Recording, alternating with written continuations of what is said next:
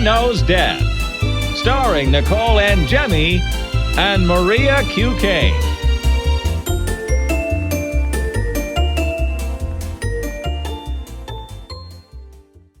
Hi, everyone. Welcome to Mother Knows Death. Let's get into the 6 shocking stories this week. Are we ever going to be able to say that fast? No, it's a terrible decision. What were we thinking coming up with this name? So a lot of our audience is female, so I know a lot of you are going to resonate this with, having kids and stuff. So we have to think about sending your kids to daycare and how frequently you get calls that something happened to your kid. I know from, being around you and having the girls that this happened to you a lot. I mean, it still kind of happens all the time.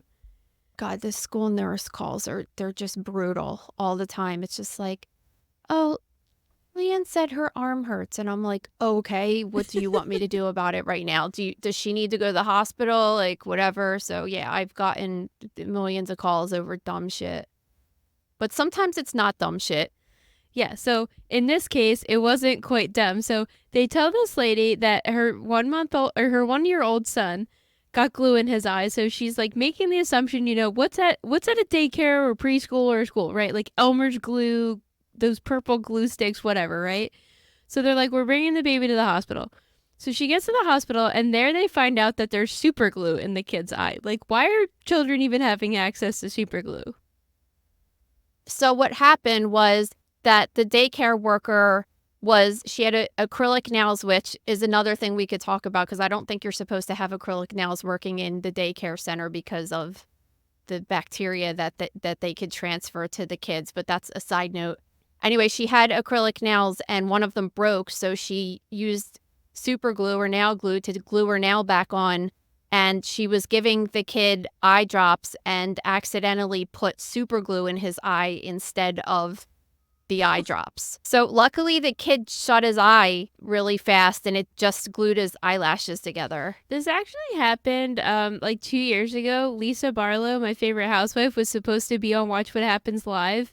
And an hour before, they were like, oh, she can't come on because she had been in her bathroom and she reached to grab eye drops and it was like eyelash glue that she accidentally put in her eye and had to go to the ER. So I think this happens really often. And the bottles, if you look at them, are always shaped so similarly.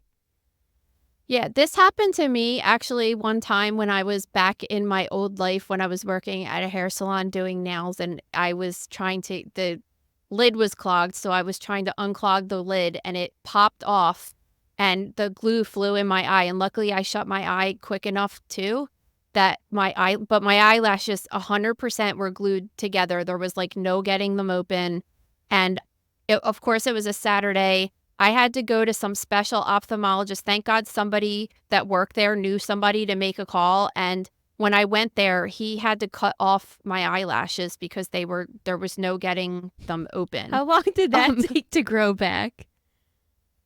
I don't really remember. I was just kind of like, this is the least of my problems right now because I seriously thought, because when my eye was glued shut, I couldn't see. So I was scared to death that I ruined my vision. So I was just happy with having a little cosmetic issue to deal with. And I was only a teenager, but in this story too. So this post in the gross room is called Ointment, Superglue, and Bible.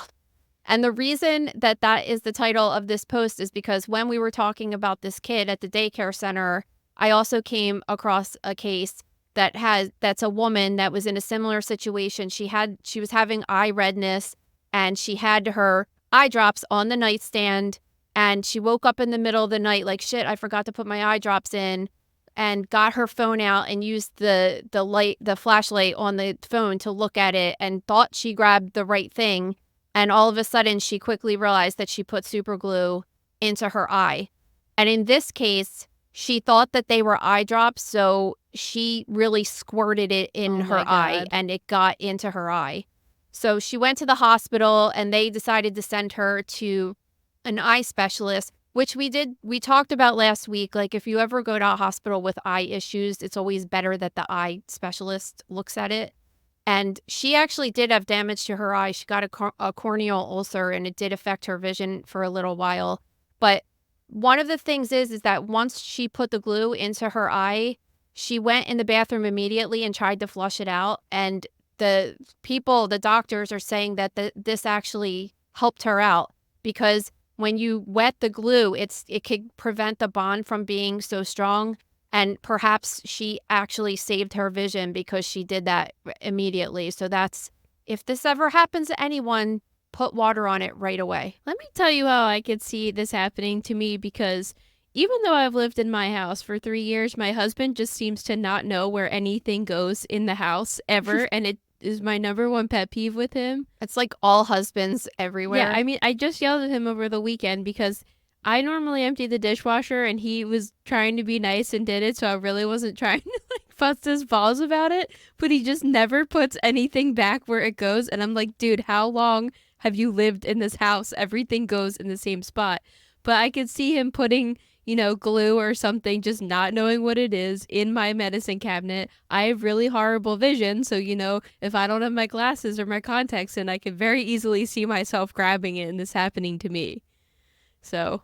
yeah, I specifically leave all of my nail stuff in a totally separate area of the house. I would never, ever just and when I have super glue, like Gorilla Glue or something that I use for crafts, and that's in the craft drawer. Like, I just would never, ever have that anywhere near medical stuff. No, it's just really scary. And maybe that's why, like, Gorilla Glue is, like, bright orange container, because it can never be eye drops.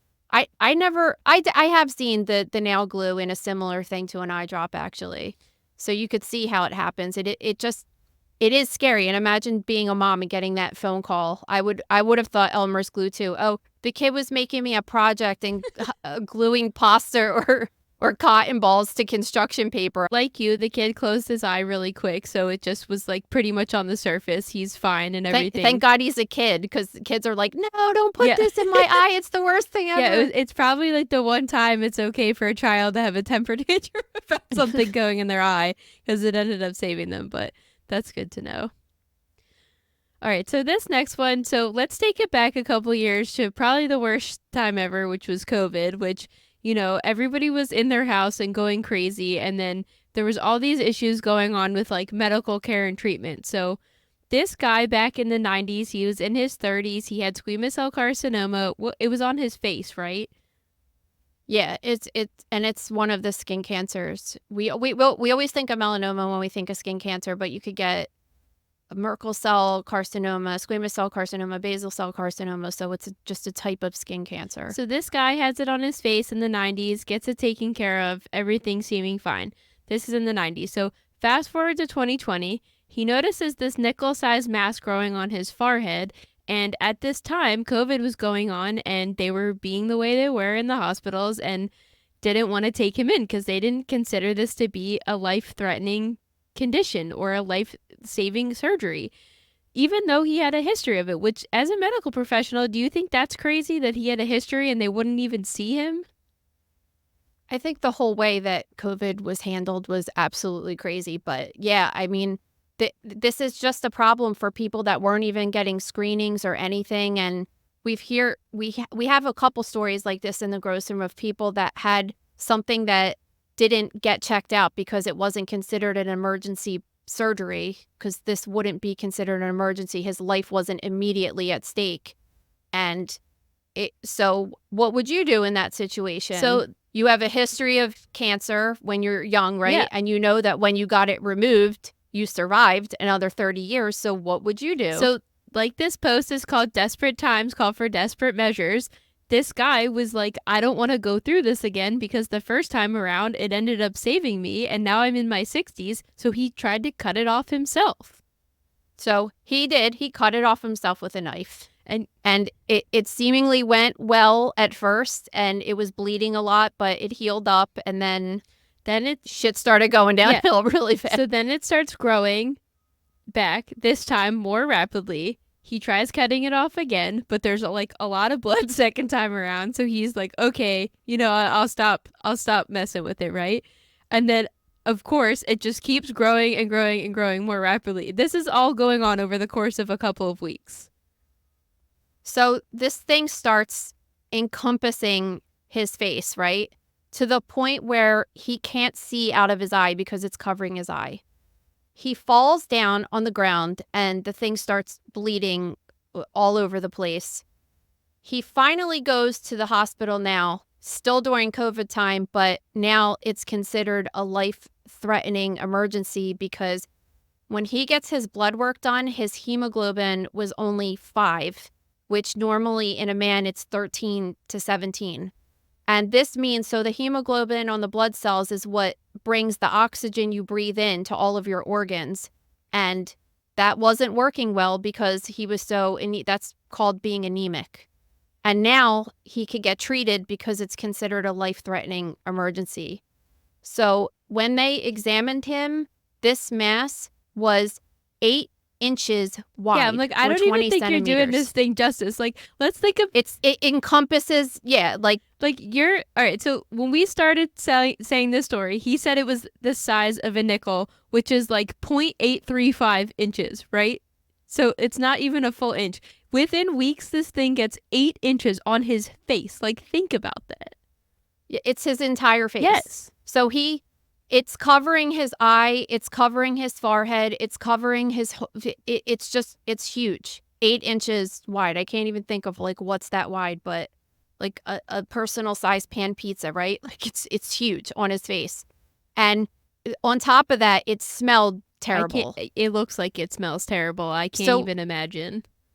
So what happens is when you have a tumor that's growing, especially one that's growing so fast, the blood supply that is feeding the tumor can't keep up with this rapid growth, and then parts of the tumor could die off. It's called necrosis, and it smells like meat that you would leave out on the countertop for 5 days. It's rotten meat, basically. That's what it smells like.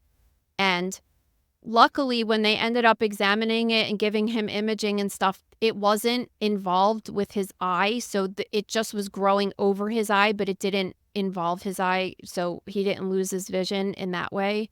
It just was covering it like a big shadow over his eye, and luckily also that he didn't have it spread to anywhere in his body, so it just was a localized reaction. But geez, how scary. I don't know, even after removing that he'll ever look normal again.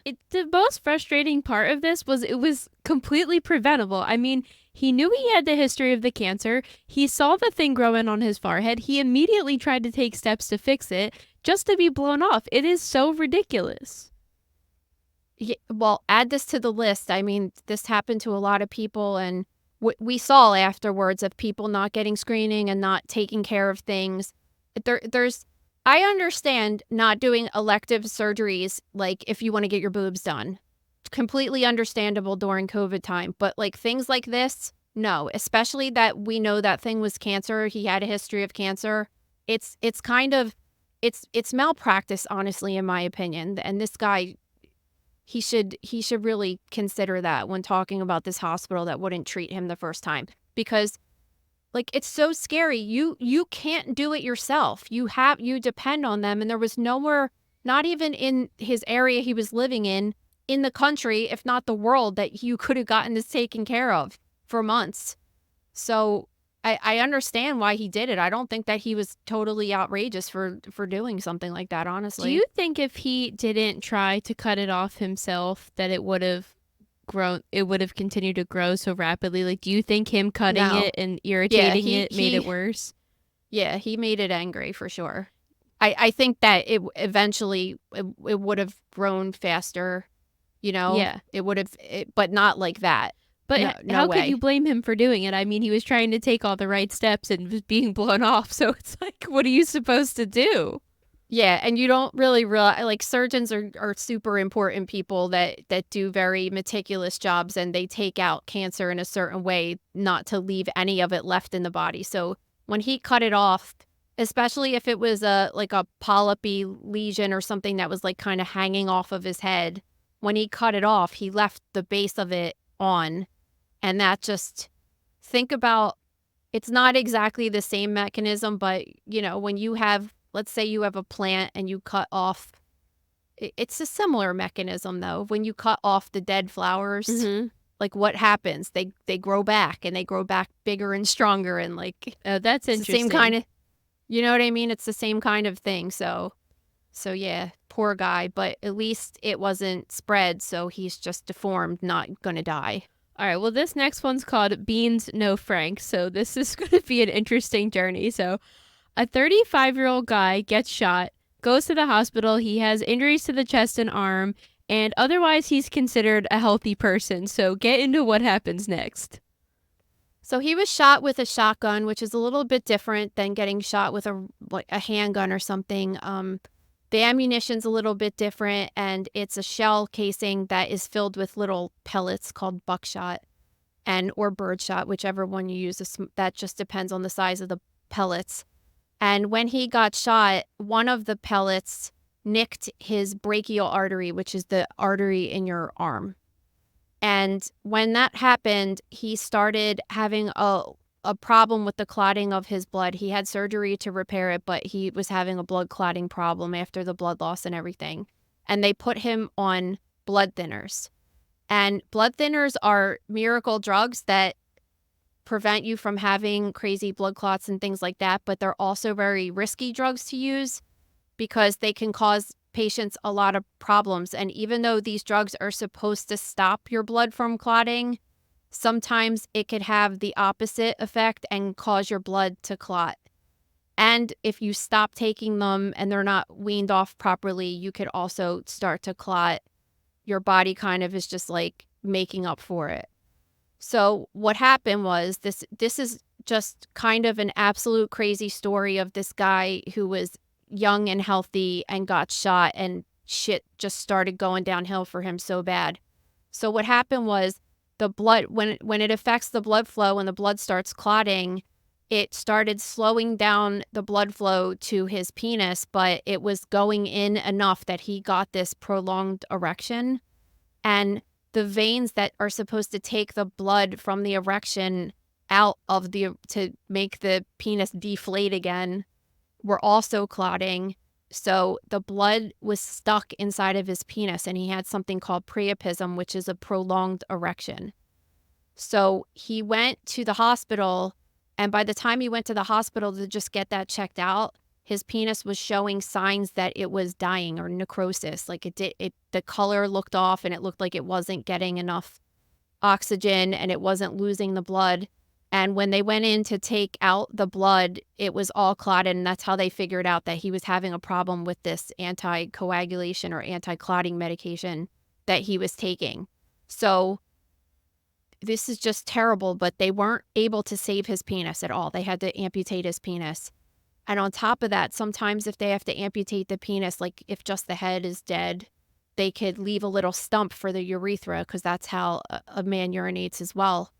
And they weren't able to save any of the penis, and they had to reroute his urethra kind of underneath of his testicles so he can now urinate like a woman.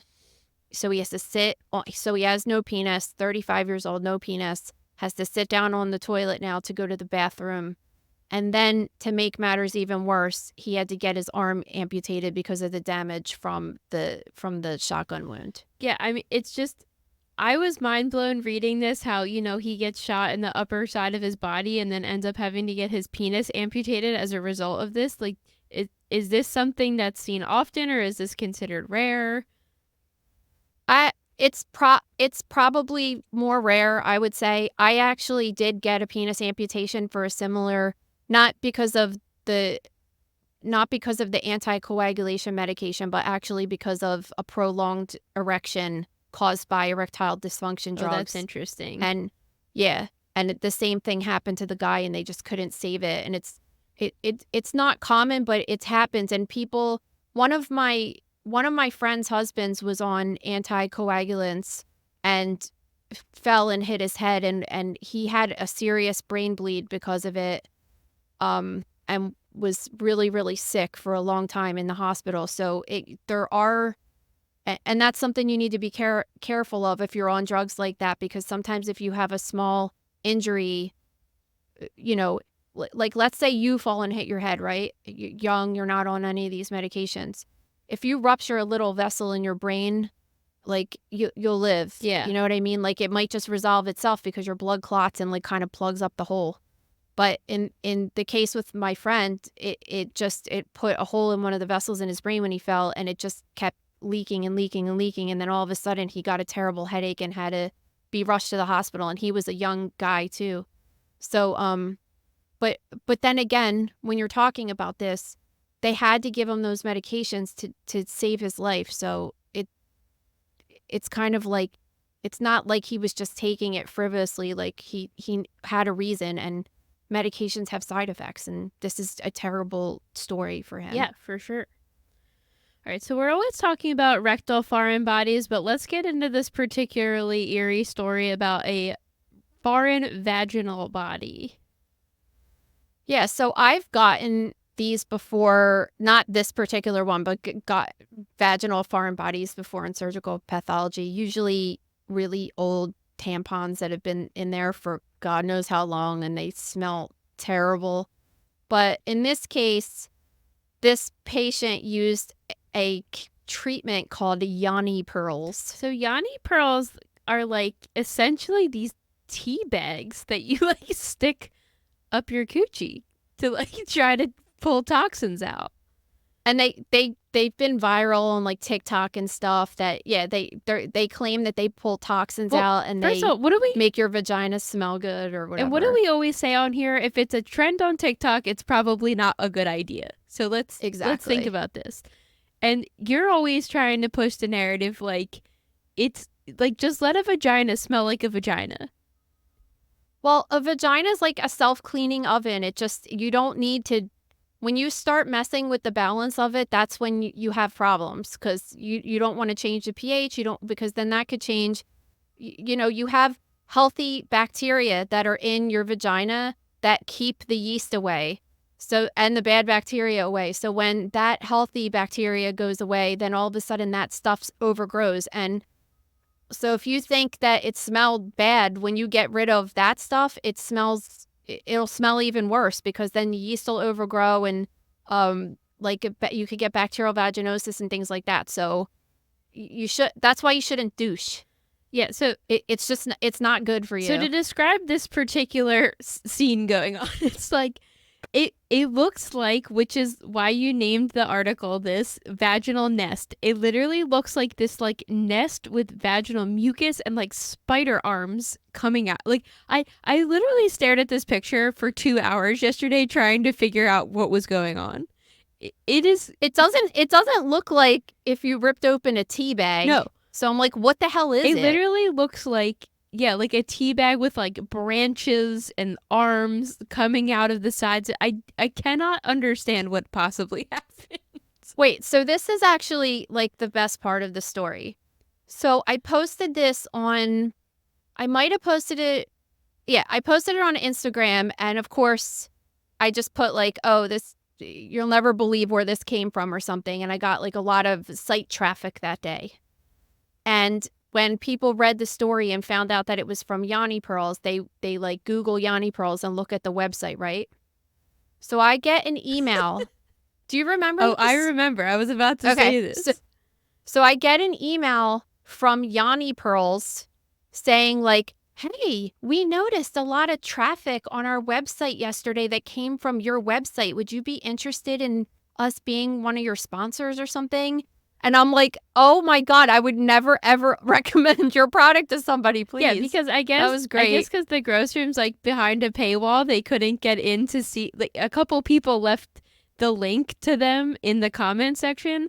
So they were seeing on their insights that a lot of traffic was coming to their website from ours, but they couldn't see what the post was about. So I guess they just made the broad assumption that we were promoting the products, but we were actually showing this horrific case of this girl that used them. And I don't know. I thought it was so hilarious. I hope people weren't like, did they have good sales that night? Because that's weird. If someone, I hope not. Yeah, that's just so nuts. If you saw the picture of this, there is no way in the world you would be like rushing to buy it. I just cannot understand who would be running to go purchase stuff from there.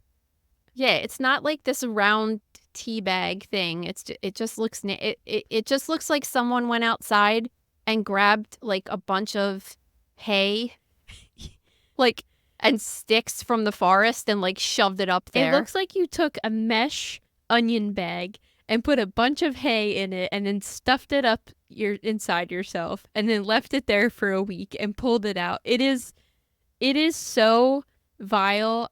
It is one of the worst pictures, in my opinion, we have in the gross room. Well, imagine getting that as a PA and having to describe that. You know, when we get do we even know what it specimens- is? No, but it doesn't matter because we have to do a report on every single thing that we get, and so the pathologist knows like what we're looking at. So I would just describe it as like an aggregate ball of woody material with mucus attached or something, and measure it, and that's it. But I think that in this particular case, the emergency room let them know that they know that it was from a Yanni pearl, because sometimes they do give us history. So if I got it, I wouldn't know. But I'm trying to imagine what led to this. Like, I don't really know necessarily about like how long you're supposed to use these things, but did the person leave it up too long and it got stuck, or like were they having irritation? Like, I just don't even understand the circumstance of which it ended up on like your guy's desk, you know? Well, it's the same as a tampon, though. It's like you put it up there, you forget about it, and then you have sex, and then it like jams it up there even further. I mean, if you have a uterus, there's a point that it can't go up any further. Yeah. So but there's like little pockets next to your cervix that things can get lost up there. It's like, and that's probably what happened. Like, and she just thought tampons are more common because you use so many in a month and you thought you took it out and you didn't. It was the middle of the night, whatever it was, you know what I mean? And that's how people forget, and it gets jammed all the way up in there. And like, for us, I always say like, not right now because I'm like going through it, but when I did use tampons all the time, I used those like dildo sized ones because I used to bleed so bad. So thinking about one of those getting stuck up there is like, no, because there's a presence that you always can feel. But some of these like small little girls that have these like low flows use these tampons that are the thickness of a pencil, and that's how they get stuck up there, you know? Well, you on the external exam with Amy Lochran, you guys talked about a case she had when she was working at the hospital where a lady had one stuck in there for a really long time, and she said it was one of the worst smells she ever smelled in her life. Yeah, it really is. Yeah, I can't even imagine. It's just so nasty. So that one's called vaginal nest, vagina nest if you want to check it out, because you have to see the picture of it. It's like, it's so disgusting. This next one's called lose 100 pounds overnight. So a 71-year-old woman goes to the hospital with a swollen leg and shortness of breath, but believe it or not, this is not the biggest issue she's having. No, she looks, I would say she looks beyond pregnant. She had this slow growing mass for 15 years and finally decided to go get it checked out because she was having this issue with her shortness of breath and leg.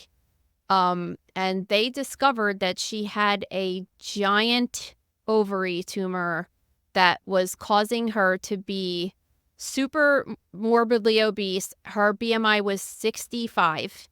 Which means if she was the average height of a 5'4" female, she would have had to weigh close to 400 pounds. And they thought that the tumor was causing this. So when they looked at it and they took it out, they did the surgery and everything like that. Guess how big this tumor was? Well, over 100 pounds because of the title. So, no, it was 140 pounds. And 2 feet in diameter inside of this tiny woman's body. Yeah, so this had me thinking about the guy we talked about earlier with the thing growing on his face, right? Like, this lady let this tumor develop over 15 years without it being taken care of. So let me tell you this. I worked with a woman a long time ago who worked in this similar field. So she kind of knew stuff, you know, she wasn't just like an average person.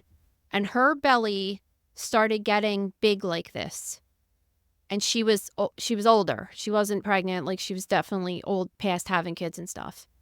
And there was a point that like we had to go up to her and say, hey, why don't you go get your stomach checked out because something doesn't look right. And sure enough, she ended up having ovarian cancer. And it's people get in denial for whatever reason it is. It's in this case, it wasn't because of a lack of health care. It just was like sometimes, and maybe because she worked around cancer all the time and stuff, she didn't want to believe it was happening to her. And that happens a lot of times. This particular case, I don't know what the deal was. If it was just like, because you have to think there's so many people that live in areas of the world that don't have access to health care. They either don't even live near a hospital or they don't have money to get it fixed. So there's that. And people just think it's going to go away, you know? Yeah, and because of the size of this, you know, when they operated on her, she had to lay on her side over 2 operating tables so that they could cut it out because she wasn't able to lay on her back. So I can't even imagine the amount of pain she was in constantly from it. Yeah, and what happened was, so that's why she was having shortness of breath, because the mass was literally pushing her lungs up inside of her chest cavity. But on top of that, it was compressing her vessels in her legs, which was causing the fluid to not be able to go freely in the leg and out of the leg. So it caused the fluid accumulation. So when you think about the tumor itself was 140 pounds, but all of that extra fluid in her tissues too. Like when this lady lost all the weight, she was really just an average weight person, but just with all of these things because of the tumor, then she had so much extra skin too that had grown around the tumor. So they had to remove that as well. And then, you know, right after surgery, that's why I titled it Lose 100 Pounds Overnight. Really, it should be called like Lose 200 pounds overnight at least, right? It really is amazing too when you're looking at the pictures, like how skin is able to stretch like that. It's mind-blowing how the body works like that. I know, it really is. I see these videos from time to time on Instagram or Facebook of people that have lost a lot of weight and get this weight loss surgery. And it's just crazy how people's skin is hanging off of their bodies like that. It's just, I mean, I had it happen to me. That's why I got a tummy tuck, because when I had Maria, when I was a teenager, it just really stretched my skin out so much and it just never bounced back. It just always was like hangy skin. And it happens when you have, especially when you have a very, not that 15 years, but 15 years of a drastic weight loss or weight gain and then a quick weight loss, it's not going to bounce back at all, you know? Well, I think also because you were like a teenager and not prepared necessarily for like what was happening to you. Like a lot of women have now like lotions and regimens to like make sure they're not getting stretch marks. I think that shit's bullshit. I think that it happens to you or it doesn't. Like that's interesting. I did use like lotion, that cocoa butter shit. It doesn't work. Like, and you're gonna get them too because my mom had them, and it's just like some people's skin's like that and some people's isn't. I already have them from when I was younger and like gained a lot of weight really quick in my late teens, you know. So I already know I'm getting them because I just have them from gaining weight. So not even from having a kid and like having my stomach stretch out like crazy. So it's definitely interesting. Okay, our last one is submitted by a listener, and boy, were we blown away by this one. So this chick, her sisters and fiancés were celebrating New Year's Eve at their mother's house, and they were playing around with fireworks. We've been talking about fireworks a lot the last couple of weeks. Every summer, we get flooded with a lot of stories of like people blowing their hands off. Yesterday, we wrote about this NHL player. I'm just going to say his first name, Matisse, because I definitely can't pronounce the last name, but he was from Latvia. It's like Klevenix or something. I wrote it that it's, Kevlenix. Exactly. Matisse Kevlenix. We wrote about him. He played on the Columbus Blue Jackets. He was from Latvia.